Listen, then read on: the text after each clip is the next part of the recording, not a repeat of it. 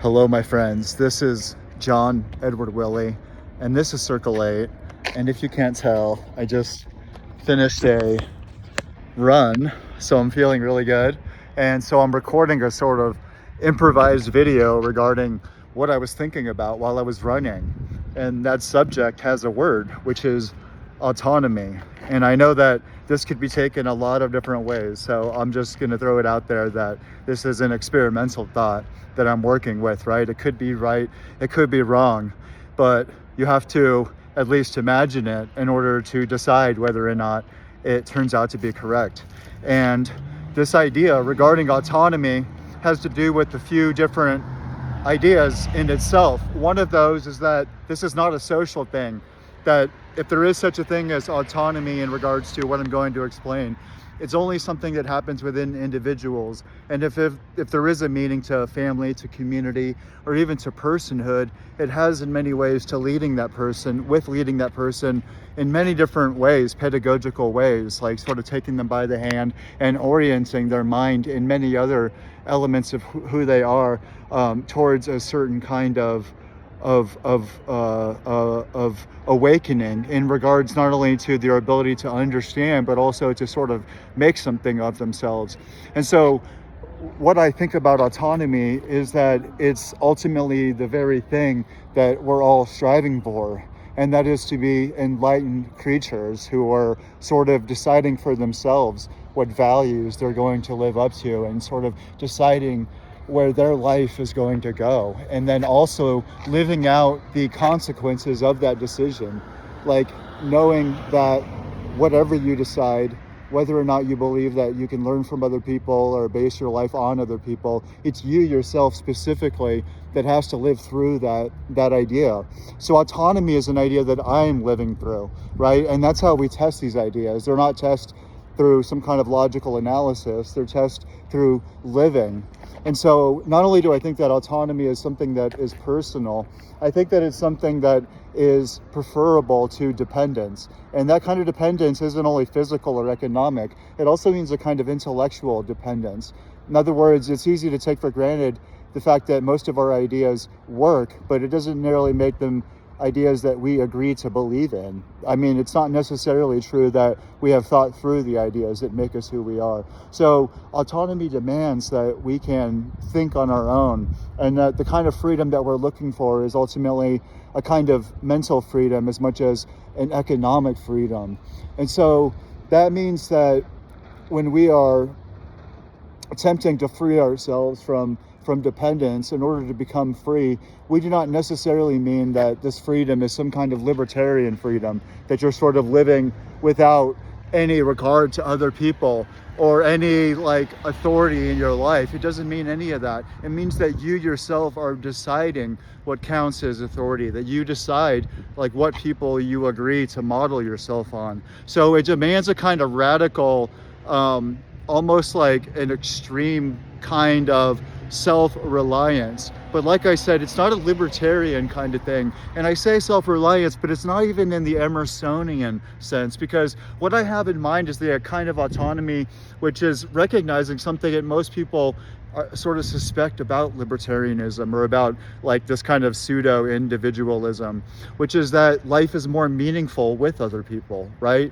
Life is more meaningful in terms of language itself being a social event that sort of gives us meaning, but money itself is sort of a social event. You know, those are classic anarchist critiques of the libertarian movement. But there are deeper senses actually that even the meaning of life, like I think, even as somebody who believes in autonomy, I think the meaning of life is in other people. But autonomy means that you decide what that counts as. Autonomy means that you critically, imaginatively, creatively, and courageously recognize the options that you have and sort of see what you already do believe in the sense that you can let go of those very ideas. However, the next point that I want to make about autonomy is that it's ultimately making your life harder, right? It's not making your life easier, because what you're actually doing is putting a burden on yourself to take the hard route, to take the hard path, because the path to truth, the path to freedom, is only a difficult path. I mean, everyone else wants a shortcut or a sort of magical pill, magical transcendental solution. Like, we take that for granted, that that's what in many ways everyone online is offering. But what no one is really saying is that you have to actually do what seems most impossible, and that is going into yourself and discovering what you think and feel and desire, and sort of paying attention to what is out there, and seeing that there are other ways of thinking, there are other ways of orienting yourself, there are other ways of being in the world, that it's not that you are copying them or emulating them, it's not that we have idols, it's just that this very autonomy is not operating within a kind of vacuum. That means that you're not really working in reference to others, and it's also recognizing that the very juice of life comes in this participation in life with other people, but it's not sweetening it with superficial ideas about it being something that is really about just believing something or imagining something. It really has to do with something which you discover to be difficult the more that you do it. So the path to mental and physical freedom is actually one that gets more difficult as you do it. And that sounds paradoxical, but it's only paradoxical insofar as you think about it as an idea. Now, autonomy itself sort of has a lot of connotations, right? So you certainly don't want to associate it with any kind of right-wing nonsense that it sort of has associations with, especially outside of the US. I choose that word because what I'm wanting to recognize is that power, right? Society is not out there. This isn't a classic anarchist kind of position, which is that we ourselves, in our everyday relationships, in our relationships with ourselves, we are making power. We are constituting and reconstituting power. And so the site that we should privilege of political thinking, political action, political praxis is the self, which is in its very relations determining the world as it is. And so that takes the perception that a lot of people have, and which liberals and capitalist societies tend to have, and then also Marxists tend to have. It's something they have in common. But the anarchist, which places the emphasis upon the self itself, is in fact the only thing that in many ways we can count on as being real, because we don't really have any kind of control over what people think or even do. But this kind of relation and capacity we have to determine what we think and what we value and what we decide, that is perennial and ancient. And there's intimations of it in what's called Stoicism, which is a philosophy that emerges in the Roman Empire, and it has connections to ancient Greece, but it places a heavy emphasis upon things that we can control and can't control. And in seeing that if we focus on what we do have control over, not only what we do, but ultimately what we think, our life in fact can move forward. It's sort of based on maybe an underlying principle that we tend to overestimate like what we can do in the long run, but underestimate what we can do in the everyday, in regards to what the anarchists would later want to tease out, which is that you yourself are deciding on a radical level what you feel, what you think, and what you imagine. And that is obnoxious. I know it sounds ostentatious, because everybody that is telling you to do that is sort of not even somebody that you want to emulate or look up to. And not only that, but there's a sense in which we have beaten ourselves up so much that we have to first take mercy on ourselves in order even to see this, right? But we're not buying into some prescriptive nonsense about this is how it is that you take control over your mind and exercise the options that you have so that you can become a freer person. It's about seeing that this depends on where you're at in particular as a person, and autonomy is as plural and myriadic as there are people out there. In other words, it doesn't mean anything at all to the same person two times. So autonomy means that you are recognizing the singularity of your situation, your place and time, and recognizing that you can't rely on anybody else to determine what it means. And that also is empowering. It's not something that's bleak. It means that without even realizing it, on a day-to-day basis, you have a lot of things that you can focus on or not focus on. There's way more things than you can focus on that you can't focus on.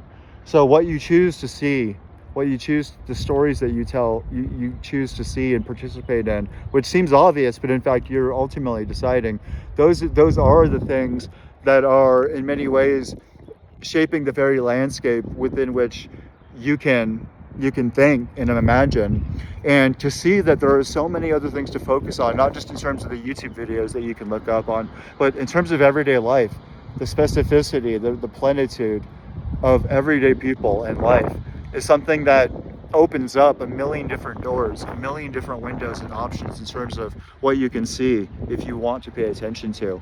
And that's just the beginning in terms of what you can then take any one of those specific things to be, and then determine what it means, determine the story that you're telling based on the things that you're perceiving. I mean, the ability we have to constitute and reconstitute meaning in everyday life, whether it's poetical or political, that's something I'm here to say we are always underestimating. And so that is what autonomy means to me. It means that it's not prescriptive, it's not a social thing that can be prescribed into any educational process. It's not something that can be built into a culture or family or any relationship, because it's more difficult even than that. But it's something that has to do with the individual freeing themselves from what Immanuel Kant, the philosopher, called self-incurred tutelage. You free yourself from self-imposed slavery. And so Anton Chekhov, the Russian short story writer, had said that one has to squeeze the slave from their blood. One must squeeze out of themselves every ounce of docility and servitude. But that's not merely a social thing. That's a private thing, because we buy in to ideologies, stories, narratives that are ultimately betraying the very fierceness, the very richness and resonance of our very experience. And autonomy means reclaiming that. Autonomy means that a multi-trillion-dollar consumer industry is focused on controlling your mindset. That's what social media is doing, not intentionally. There's a million different reasons why they're doing it, and it's not a moral thing about attacking them, but seeing that if there is such a thing such a thing as freedom, in lieu of this machine, this industry that isn't even consumerism, but also includes all cultures. All cultures are taking away from you your own ability to decide what you think about and what things mean to you. And so autonomy means seeing that you can think clearly on a certain level. Everyone's thinking breaks down at a certain point, but you can also imagine options. You can see things if you choose to see what's in front of you. And what that means is that you are ultimately choosing to be without certainty, choosing to be uncomfortable, because you are taking a radical leap that requires a lot of fortitude, a lot of emotional resilience. And what it is a leap into freedom, because that's sort of like the thing that I'm trying to get at in this video, is that this isn't even the hard part. Like, if you're talking about freeing yourself from abuse, freeing yourself from tyranny, freeing yourself from authority, and in many ways that's what I'm trying to do in my own life. I'm trying to become an independent person. I'm trying to live according to, like, doing what I love to do, and I'm very far from it. But that in itself isn't even what we're after. Because once you get there, once you have this freedom, you have to decide what it means to you, right? And this freedom isn't in the future, it's not out there. This kind of freedom exists when you have a day off or a few days off. Or let's say you work a lot, and then all of a sudden you have months off. And you sort of imagine that you're gonna do all these things, that you're gonna accomplish all these great things. But all of a sudden, the time is going by, nothing is getting done. Or maybe things are getting done, you're getting a lot of things done, but you're not really seeing it because you're obsessed with getting so much done. That's because there's a great disparity between having freedom and making something of that freedom in a critical, constructive way that is self-made. And again, that's what I'm trying to do with creating this podcast, with this YouTube channel, but more importantly with my writing, the essays and poems and stories and articles that I've been writing. That's really what I've been focused on. I can see how fucking hard it is to actually develop true freedom, which is autonomy. Because see, the first kind of freedom that I'm talking about, which means in many ways it's like the ideal of libertarian political schemes. It's kind of a political model that comes out of England and a lot of different places that privilege privacy. They sort of privilege the private space, the private sphere. And so they sort of see freedom, politically speaking, as meaning that you don't have to go to community meetings, you don't have to go to church meetings, you don't have to be engaged with your neighbors, that you're free to become who you are. And that's sort of, in many different ways, very loosely speaking, at the heart of the English Civil War in 1689. The English Civil War is sort of a prelude to us Americans, because our American Revolution is another freedom, another drive for freedom of this sort. It's not the kind of freedom that a lot of the world or a lot of Europe outside of England really recognizes as freedom. And there's a lot of words that you could use to describe this, but I'm avoiding those words because it makes us forget about what's really going on. Because if you use these current words, the current terms that people have for this political thinking, it prevents you from seeing the deeper, richer, more expansive options that we really have.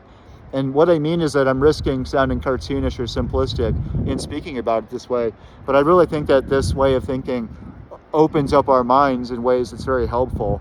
And what I mean is that saying that out of England and America comes a conception of freedom that John Stuart Mill and Isaiah Berlin would later call negative freedom. And negative freedom simply means that you're free to be on your own, right? Like you're free to be not told what to do. You're free from being hurt by others, but you have to decide what that meaning means. And what that meaning means is what these philosophers and political thinkers call positive freedom. And in many ways, that's sort of a way of thinking about freedom as being given what it is that you need to live. So positive freedom isn't freedom from abuse.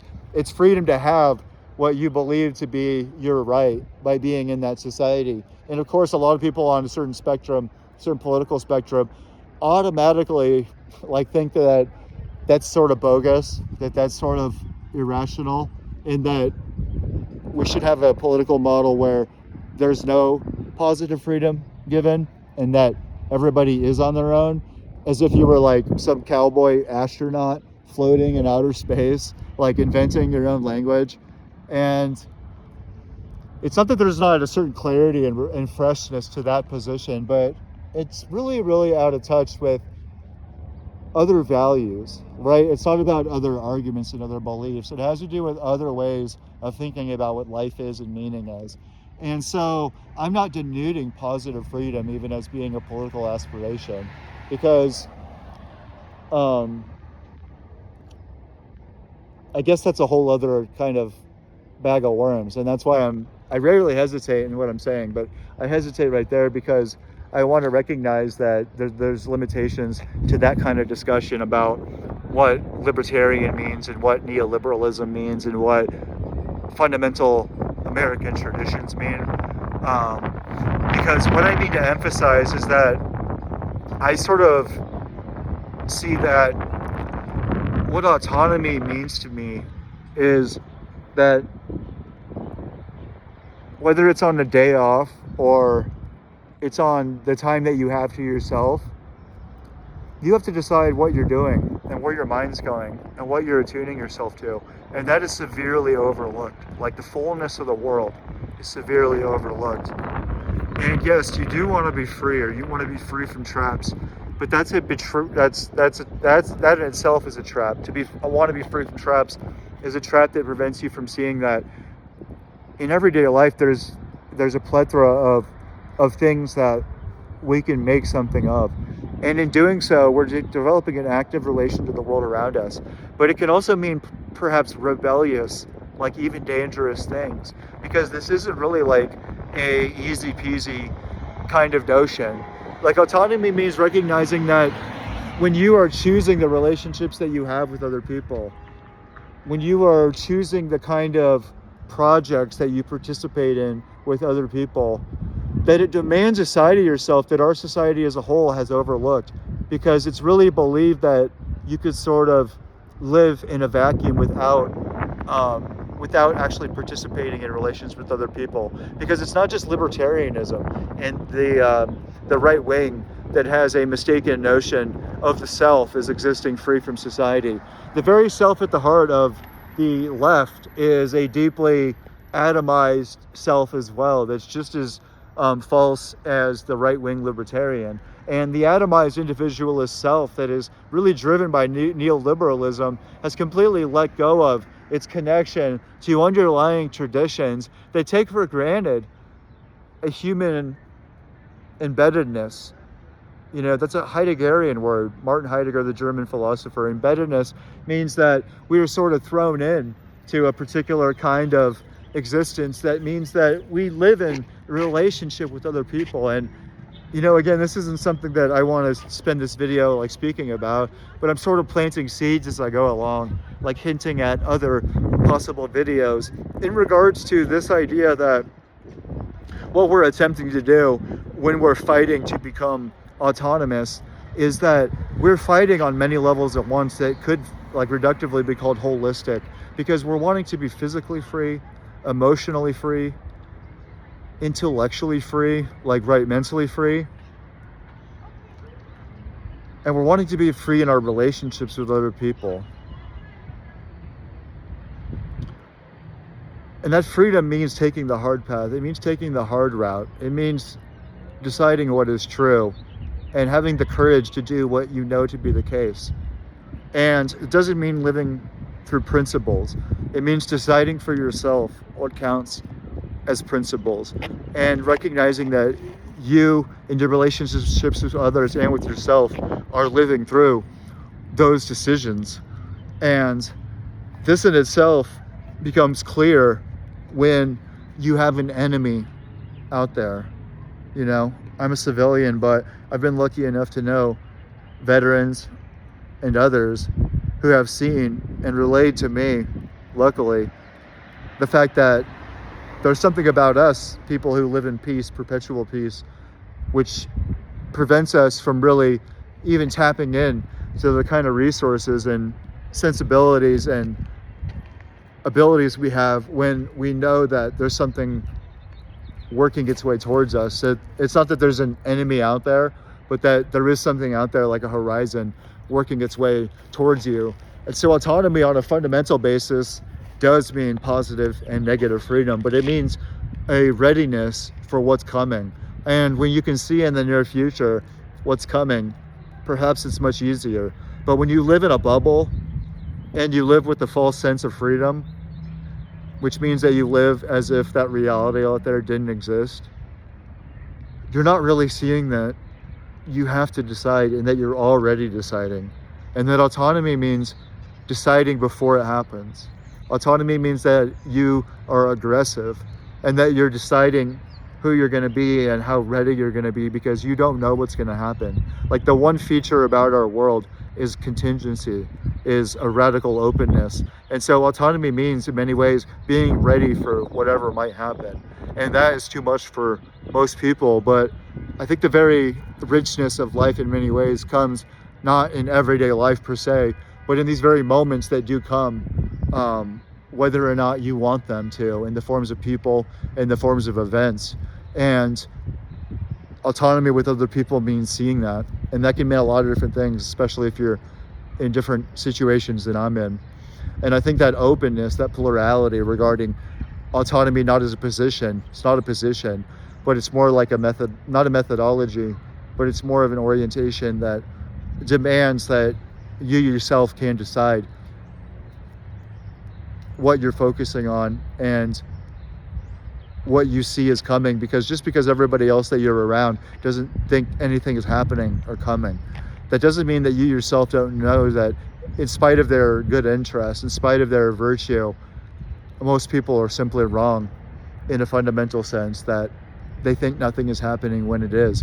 And that's colluded with the fact that there are crazy people endlessly everywhere, crazy people who think that things are happening that are not happening.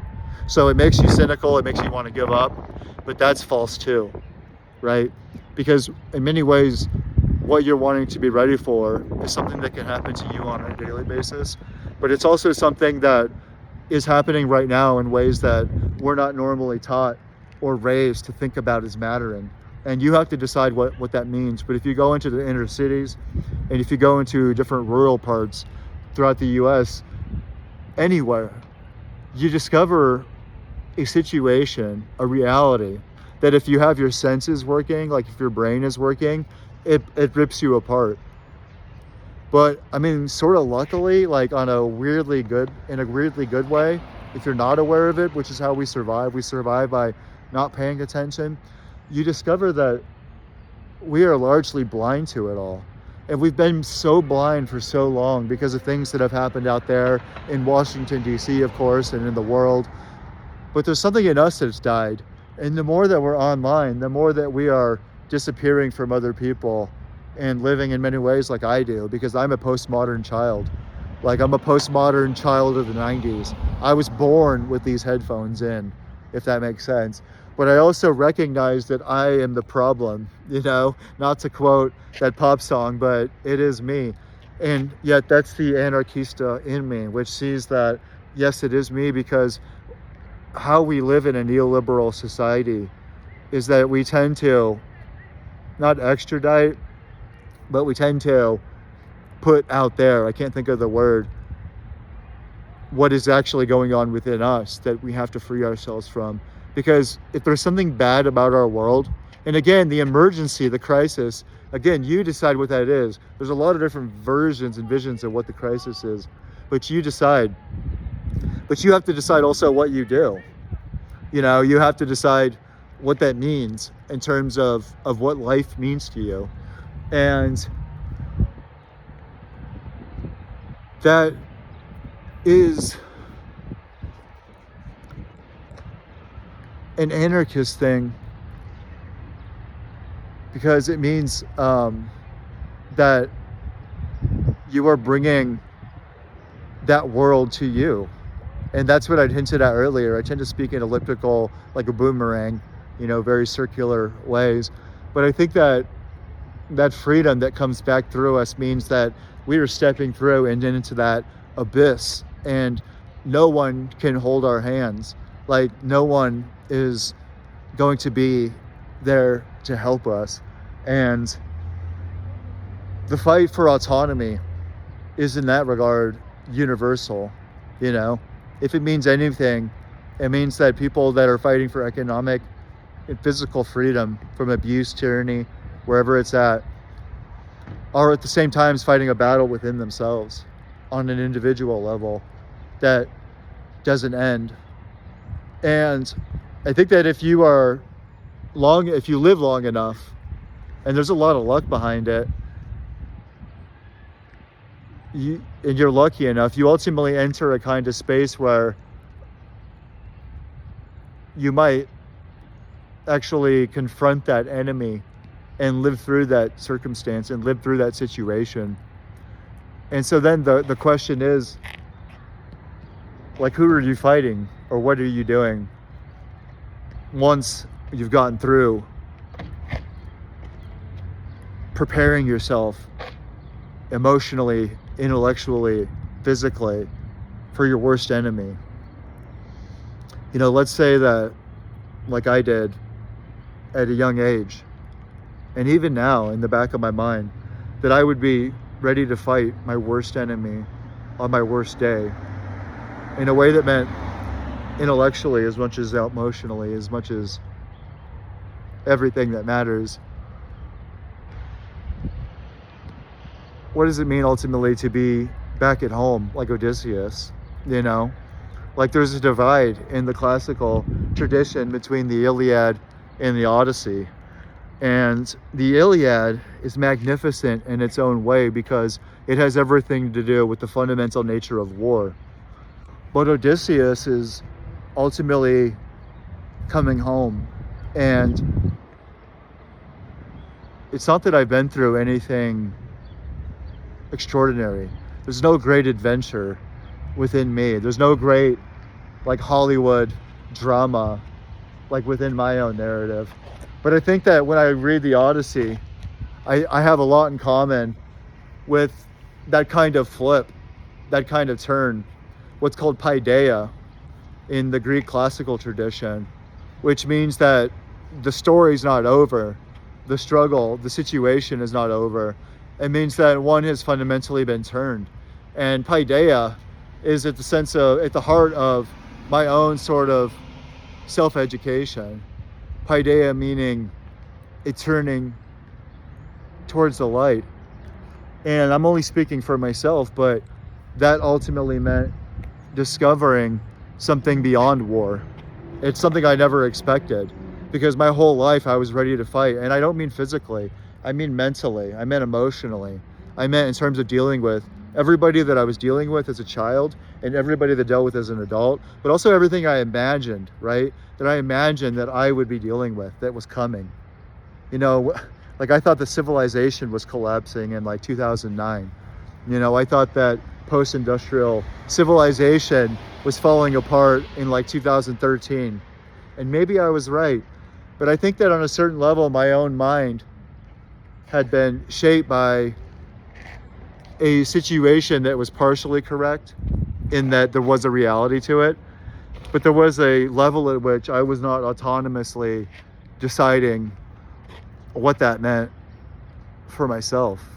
And when I discovered sanity and peace, even as an ideal, which didn't even exist to me, I'd seen that as docile and weak. But when I later discovered, because life will bring you to your knees, like no matter who you're fighting or what you're fighting, no matter whether you win or whether you lose, you'll be brought to your knees. Like you'll be radically humbled. I think that because that had happened to me, it was very conducive with this kind of flip that I associate with paideia.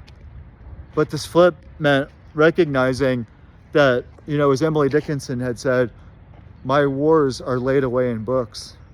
My wars are laid away in books. I'd mentioned that in one of my last videos. And I'd also mentioned that W.B. Yeats had said that it's more difficult for a person to go into themselves than it is for a soldier to fight on the battlefield. Well, that's the fight for autonomy. And the flip that happened in me around the age of like 32 and 33, and I'm 41 right now. So this is like 10 years ago. It's the kind of flip that was not just a change in ideas. It wasn't just a change in beliefs, although it was that. It was a change in how I felt the world to be. It was a change in my very experience. And it didn't happen overnight. It's been a path that I've been on ever since then. And it's meant that my life has got a lot harder. Like my life has got more difficult ever since I decided to turn around and face all of the mistakes that I'd made, and to sort of face all of the demons that I had within me. Like when I was 32, I went and lived on my own in a shitty apartment, and I decided that I wasn't going to run away. I wasn't going to turn away any longer. Not that there wasn't legitimacy to what I was doing, but I saw that it was within myself that the journey lay. And that happened in conjunction with being humbled by life, with being brought down to my own knees. And I think that in another way was very conducive to discovering what is more possible. It's not that one doesn't need to be on a war path like I was for as long as I was. It's that it's a mistake to think that the journey is over when that ends. It's a mistake to think that your journey is not starting. And that path to peace, that path to sanity, which meant making my life difficult, and it meant living for the truth in the way that I decided. It meant that I would ultimately be setting myself on a path towards freeing myself. And that freedom is not what I thought it was before, because that freedom is very much a freedom of seeing how much we are confused about where the meaning of life is at. We are so confused about what life is and what counts as meaning. And in many ways, intellectually, historically, psychologically, personally, publicly, I've been exploring the ways in which we are confused. And I speak about these in simplistic ways sometimes because it's very helpful. But romanticism refers to a historical movement, the romantic movement in poetry, but also in politics, but also refers to a state of mind that for 300 years has taken over the ways that we think. And this romanticism makes us think a couple of things that we really assume are true. But I think it's really ruins our own ability to be independently thinking. And one of those ideas is thinking that life is this great adventure, that it's about this kind of adventure that we think it is. it's not out there. I mean, and it's something that we imagine to be about a great emotional experience, and it has to do with great love affairs, great um, ruptures, great ups and downs, and it's true that this can be a part of the meaning of life, but it really overlooks the reality of the fact that that's not what the meaning of life is to most people who are actually living a meaningful life. And it's not that they're just anti-romantic or some other tradition that I can name, but that we rarely see until it's too late, or until we live through and are humbled ourselves and experience the limitations of these ideas, that we can see them for being the foolery that they are. And another element of romanticism is the idea that you should travel and go out there and travel to different places, because the meaning in life is found in traveling. Like, that's a historically recent creation. Not to be too pedantic about it, but tourism itself is an idea that was invented, and it goes in conjunction with consumerism in a way that ultimately limits our ability to see that on a basically sane level in terms of everyday life. Freedom is actually found in changing our sensibility. It's in changing our disposition. It's not in changing where we go or what we buy, but in seeing that richness, that adventure is actually found in the everyday life. Like, I take walks every day for 30 minutes to like an hour, and for me that's the great adventure. I like to write poems, and I like to take very simple photographs, right? And that seems really stupid, but in terms of talking about discovering peace and discovering sanity in myself, that ability to simply write a poem and take a photograph, to go on a walk and record myself talking, to me that is an absolute triumph of what I'm talking about. Because this triumph of peace that I've discovered in the last 10 years, it can happen in conjunction with the triumph of war, which is what, in many ways, not to give myself a mythology, but that's sort of the life that I lived through from like 22 until 32. You know, I was on a war path, a concentrated war path. And in my own way, I lived through that. And that's what I'm trying to write about in this memoir that I've been writing, a memoir called Draw Fire. I've been attempting to write about this kind of experience, but I don't know if I'll even finish that book. And so right here, I sort of speak rather quickly, speaking really quickly about what that means to me, because what I have discovered is that autonomy itself, if it means anything, means multiple things in its capacity to orient us towards war, but also to orient us towards peace. And that's why I think that Homer's Odyssey and Iliad work in conjunction with one another in terms of this kind of dual adventure that you find in a lot of different people. You know, I mentioned it earlier in terms of like soldiers and veterans who live through these incredible experiences. Like, the things that I've heard just blow my mind, and then they discover another kind of confrontation when they come home, and it's always particular. It's nothing political or ethical, but it always has to do with this kind of not confrontation, but they discover a peace. And we ourselves live in a state of peace and leisure that is like never existed in human history. Like, we have no perspective, no gratitude. We have no recognition at all in terms of the very freedom that we have.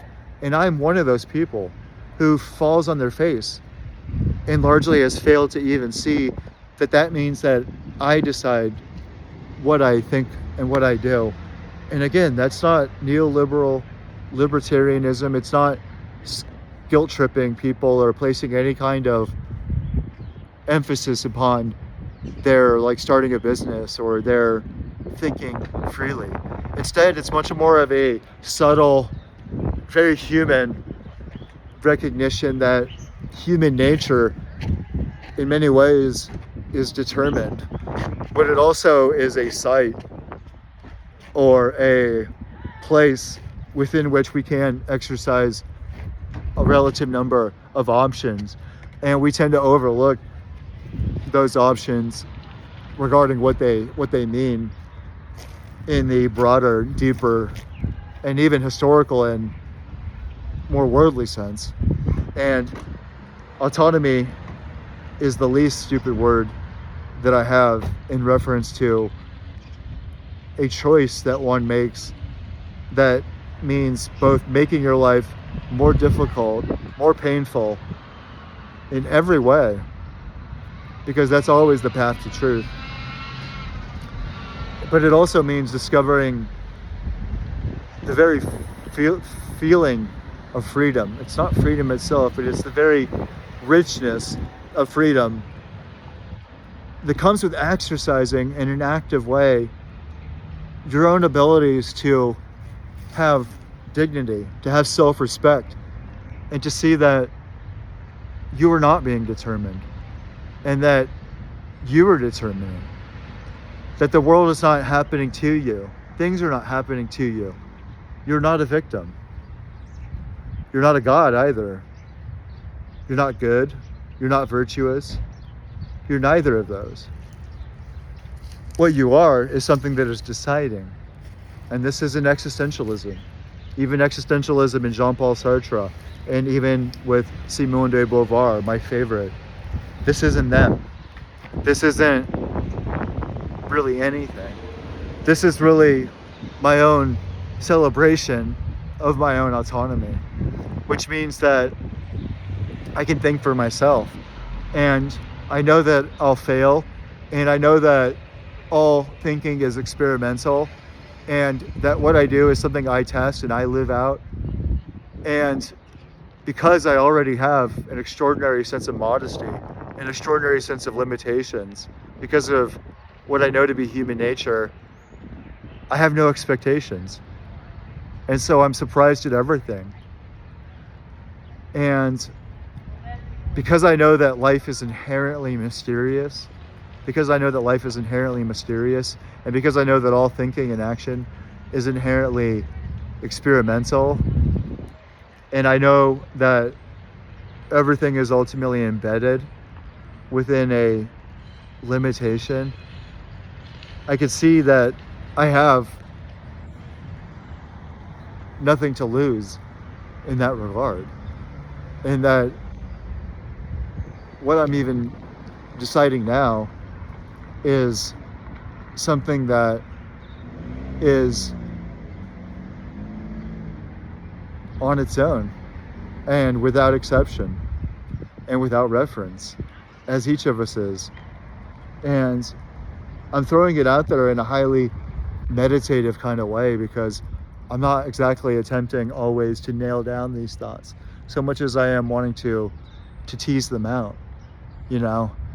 But I want to emphasize as much the impossibility and pain of the pursuit of freedom, as much as to not talk about, but to show, to import, to convey, to animate the very joy that comes with the exhilarating sense of deciding what life is and who I am, and seeing in the most fundamental sense that we literally are the universe discovering itself.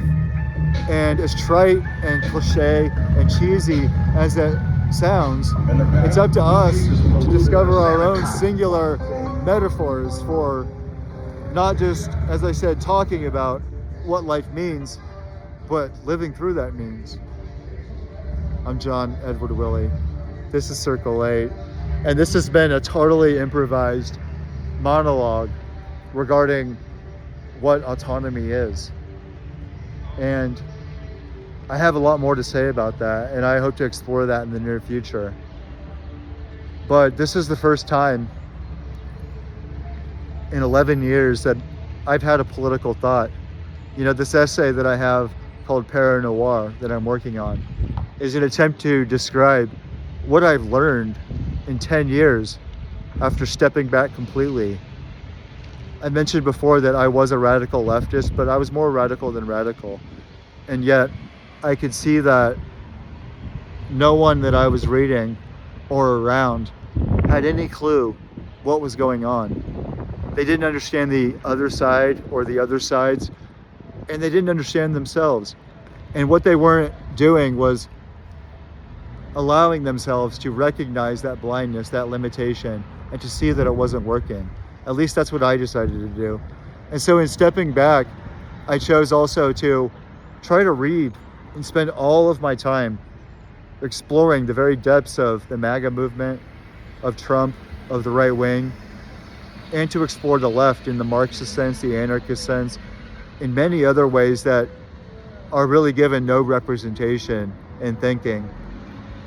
But I could also see that I had to be able to explain in a way that almost sounded like I believed positions that I fiercely, vehemently disagreed with, and that's crazy, right? But it meant that I had to go into these beliefs as much as I could.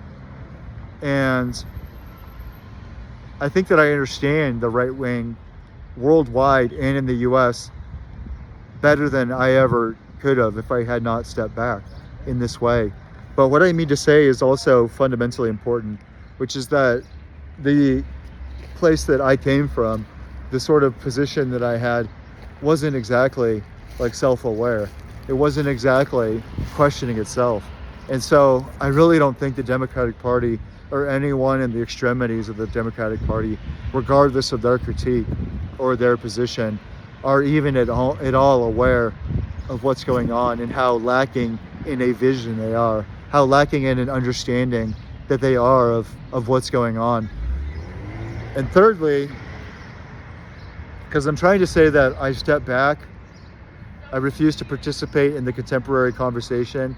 I refuse to participate in radical politics, activism, like I was. But I also wanted to understand intellectually and emotionally as much as I could every point of view. But the third thing that I'm getting at is that I could see that autonomy was crucial. I could see that it's up to us to decide what counts as an emergency or an Armageddon. I mentioned that earlier, but that's vital. The MAGA people and the left wing with critical theorists and the revolutionary people, very few of them are independently seeing and researching and thinking critically about what counts as a social crisis or situation. And I'm not saying that they haven't, each of them, but it appears to me that there's really a lack of autonomy on this individual level that is vital to thinking clearly about what is going on. Because what is going on in rural areas and in the country, the MAGA people are a little bit even more attuned to. What makes them revolutionary is they're more willing to speak directly about what's going on. It's not that Noam Chomsky and even Foucault and the whole number of others, all the way to, Malcolm X, weren't attempting to speak clearly about this. But they are completely out of touch with the reality of it, the actual reality of it, of people who are living through it. And in rural areas, J.D. Vance has no right to speak for people in Kentucky or these communities all throughout the Midwest. J.D. Vance is not their spokesperson any more than Malcolm X was a spokesperson for those in urban areas. And that in many ways is heresy. But it is in fact the position of autonomy. And my experience in talking to hundreds and hundreds of people over the years, because I've had so many jobs, I've been around so many people, I can tell, and I sort of suspect that they themselves don't exactly really think what these spokesmen and spokeswomen are sort of saying that they think. And I think that's severely overlooked, because the kind of radical position that I'm getting at is a position that doesn't really have anything to do with Democrats, but it does have everything to do with the radical democracy that's at the heart of W.B. Du Bois, and also Walt Whitman. And not to beat a dead horse, but I think that what they were tapping into is in many regards an American version of the anarchista positions that are common in Europe. And we find them in Emma Goldman and other American anarchists. But even that is largely out of touch because of its historical position and other things, because Walt Whitman obviously wrote in another century and Emma Goldman's in another place and time. They're not really even models for the kind of fierceness that we need to have, and recognizing that we are living for other people, like we are living for a community, whatever we decide it to be, but that community is contingent on people going within themselves and deciding and fighting for against the darkness within themselves to fight for the light by deciding what that means and how they live through it. And I know this is murky, but I want to create a basis for para-noir. And para-noir is my political theory that sounds absurd, as all theories do when they are new to you. But as I live with this theory, and para-noir is the name of the essay that I've written, I found that it's really important that I go back to the basics, right? And I explain to my audience these basic things that make up para-noir. And autonomy is at the heart of it. And so I want to make other videos about other words that start with A. You know, I have to explain more fully what I mean by being an anarchist. Like, I know it's crazy, but I identify as an anarcho-feminist, and my closest associate is a communist nihilist. So what happens when a communist nihilist or a nihilist communist and a anarcho-feminist walk into a bar? Well, that's the story of my friend and I, but that's neither here nor there, because what I mean to suggest is that besides autonomy, I want to make videos about subjects that are also basic to para-noir, and those include authority and authorship, right? What is authority, and what does it mean to be an author? I think that authority, whether it's in war, whether it's like the beginning of states, the beginning of civilization, all of that begins with arbitrary authority.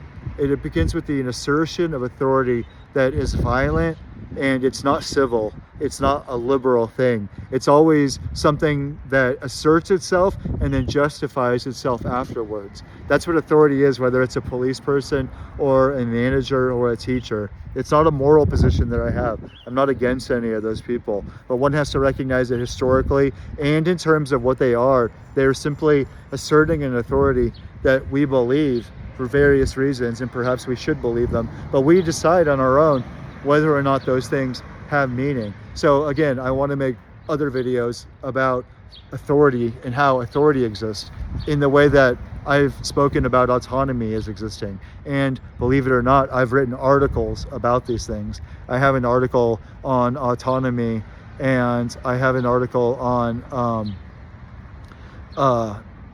precisely this subject of authority, and another video or article that I'm going to make a video about on authorship. You know, I'd struggled for a very long time with trying to be an author. You know, I'm on the verge now. I hope I might be on the cusp of actually becoming an author, with getting some of my poems published, hopefully, and getting my essays published, and maybe stories too, and maybe some of these articles published. But I found that being an author is as arbitrary as being an authority, and it has everything to do with autonomy, because it is arbitrary, and it is like war. You simply assert yourself as an author. Like, to be an author, you don't have to have a college degree, you don't have to have a title, you don't have to have an anointment. You have to work like a dog at it. That's what I know. You got to work like a fucking dog. I mean, you got to be like a dog trying to get a rabbit out of a log, if you know what I mean. That's what writing is really like. It requires a certain degree of reiteration and real severe discipline. And I think it's related to autonomy, like becoming an author and being an authority. And that's why I think about these things as being related. But that's partially how my mind works. And speaking of A's, I've been writing an encyclopedia that I hope to sell, like a door-to-door salesman of encyclopedias, a door-to-door encyclopedia salesman, except that I want to sell my own encyclopedia called The Architect. And The Architect itself circulates according to this sort of synoptical way that I circulate, in the way that I'm exemplifying here. We're talking about autonomy, authorship, and authority. You know, and there are other things that I could talk about, like The Architect itself. And I use mnemonics as a bridge. Mnemonics meaning that they all start with A's, because it's a very helpful way of connecting the threads in my thinking. And so this is just a small taste of something that doesn't really end in myself. I've been doing this since I was in 3rd grade. And yet this is the very time, like, I'm getting the tingly feelings, because this is the first time in a long time that I've brought this online.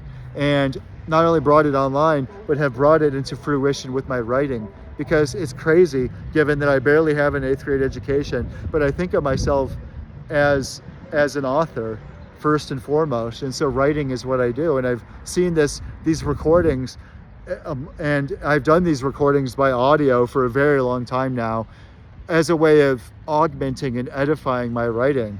And so all of this is happening together. And there's nothing I want more than to be an independent person. You know, I'm not even close to that. I have a lot to do, you know, to be financially free, to be economically free, and to get, not to get paid, but to make a living by getting paid to create value for other people. I want to create value for you, my listener, by doing what I love, which is poetical and philosophical. And I have to do that in a way that brings value to you. And I bring value to you, dear viewer, by beginning with what I recognize to be problems that you have. And I think those problems are things that you know that you have, but I also think these are problems that you don't know that you have, because I'm sort of trained as a salesman.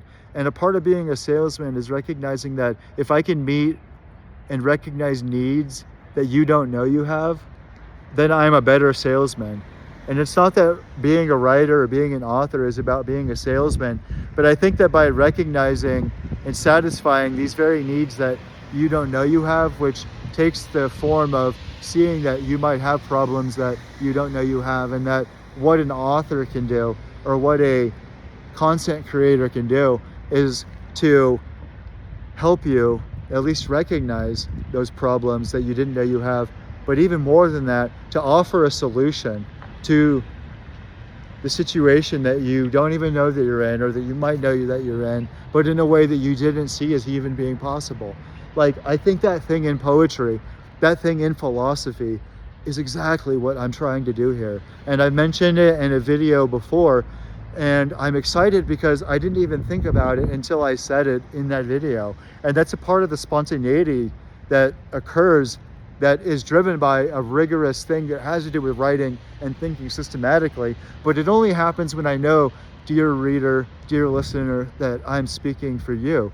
And so autonomy means discovering with other people what it is that you are in the spontaneous act of being with other people. And as a postmodern person, I exist with you through this very means, through social media. Like, I used to have guilt about this process, about this project of creating videos, you know, of putting myself out there, of putting my writing out there, of trying to make money, of trying to create videos, because I saw that as narcissistic. I saw it as limited. I saw it as shallow, right? I saw this generation upon generation of people who were increasingly shouting, me, me, me. I saw them as being very limited, because I saw it as more dignified as to go within yourself and to not speak about yourself, to not say anything, to not even talk to other people about who you are. And there's a lot of power and truth and dignity and self-respect that's found in that.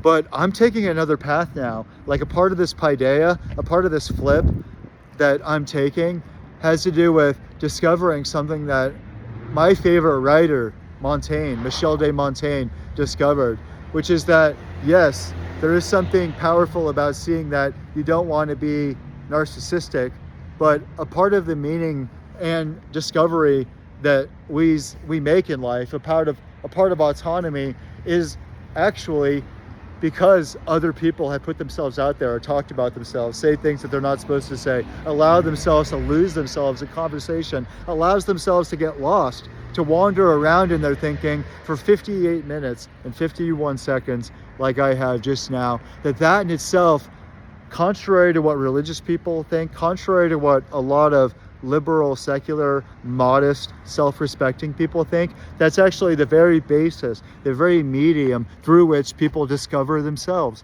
In other words, I discovered myself because of 100,000 YouTube videos that I have watched and listened to for 17 years now. And because of all the books that I've read, which are not just books about things, but they're also books that are written by people who are just talking extemporaneously in an exaggerated way about themselves. You know, for reference, a couple of my favorite books are Tristram Shandy. You know, Tristram Shandy is by Laurence Sterne, but another is by a French writer from the medieval era named Rabelais. Rabelais wrote a book called Gargantua and Pantagruel. So I won't go into that now, but those books are very close to my own heart. And those are books that are largely books that explicate and show what it means to discover yourselves in the act of losing yourself in not knowing what you're even trying to say. Like, we have characters like Michael Scott in that TV show The Office, who we love, because he says at one point that I don't know what I'm going to say until I start saying it, and then I just sort of hope that I discover what I mean to say by saying it. I don't know if that's what he said, but it was something like that. And yet I think that has a deeper meaning and a deeper tradition. And I myself, as a kind of Michael Scott in philosophy and poetry, I in many ways am the embodiment of that discovery through losing yourself. You know, in philosophy, there's a philosopher named Descartes.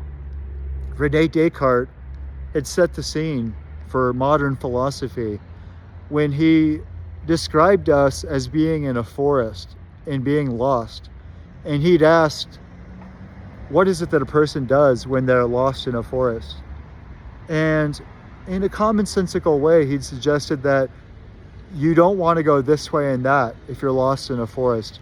And he's speaking about philosophical confusion as being a forest.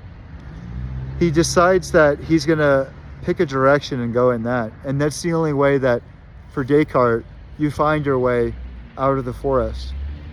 But you sense that clearly he's never really been in a forest, although biographically he certainly was in many forests in Bavaria.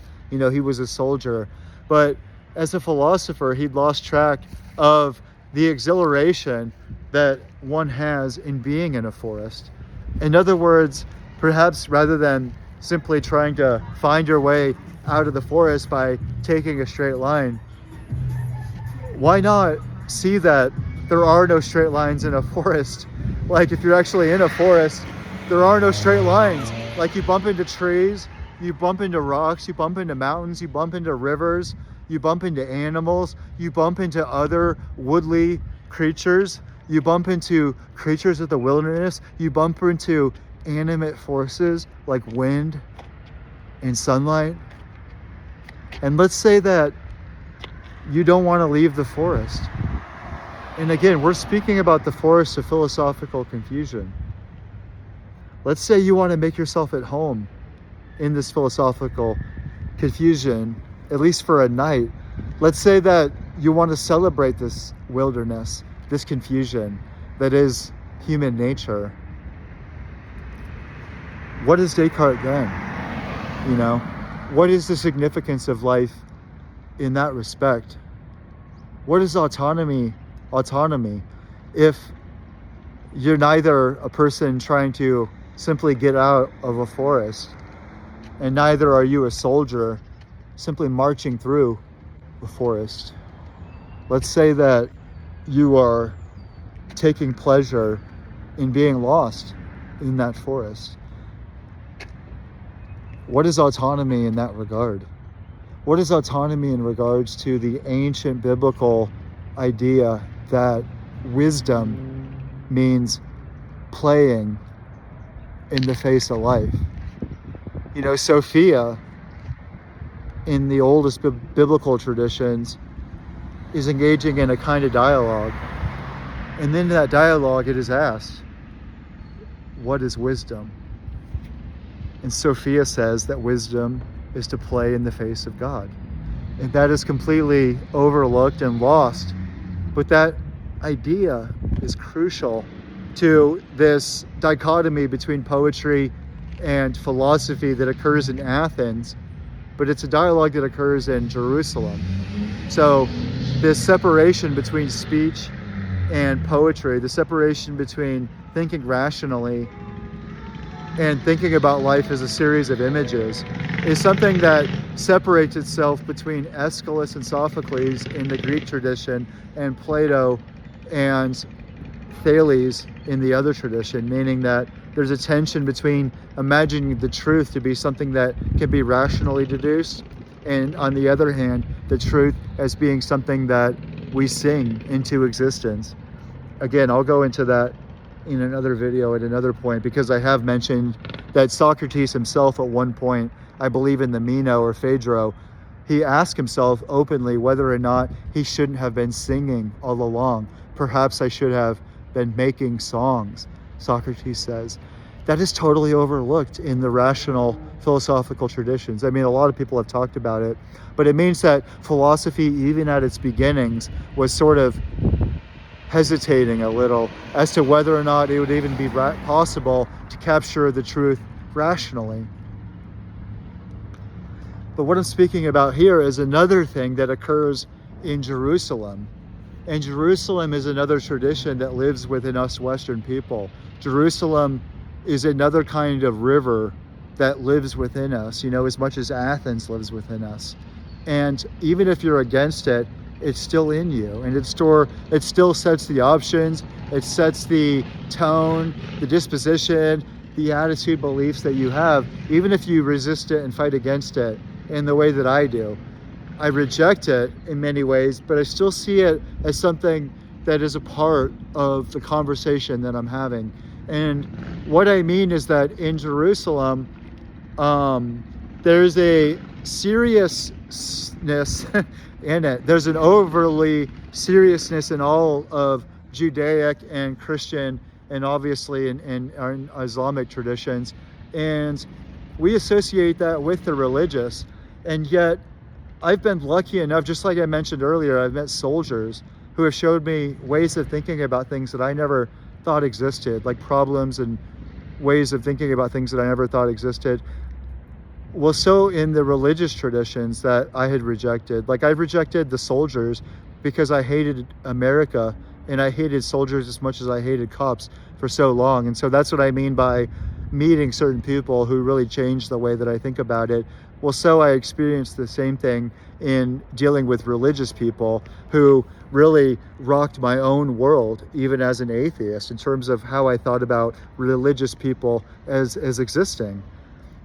And I know this sounds crazy, and I'm still an atheist, but I've changed dramatically, radically. I've changed what I think Christians are, or what they can be, or what they represent.